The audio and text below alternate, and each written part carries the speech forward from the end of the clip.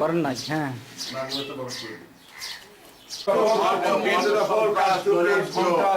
মানে কেটে নিচ্ছে ভোটকে তো আমরা সমর্থন করছি না, আমরা প্রতিবাদ জানাচ্ছি।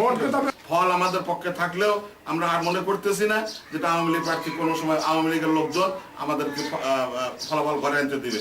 ইতিমধ্যে আপনারা শুনেছেন, দেখেছেন, জানেছেন আমাদের অনেক নেতা অসুস্থ অবস্থা পড়ে আছে, আমাদের নেতা কর্মীকে কথা বলতে দেয় নাই, তাদের ঘাট ধরে বের করে দিচ্ছে এবং তাদের বাড়ি সমস্ত জুলুম অত্যাচার করেছে।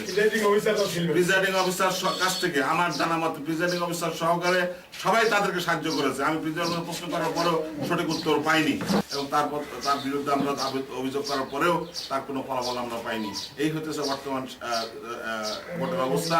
এই অবস্থা কোনো ক্রমেই আমাদের কাছে গ্রহণযোগ্য না। আমরা প্রতিবাদ জানাচ্ছি এবং এই প্রতিবাদের প্রেক্ষিতে আগামীকাল উপজেলা ব্যাপী অর্থ দিবস হরতাল ঘোষণা করছি।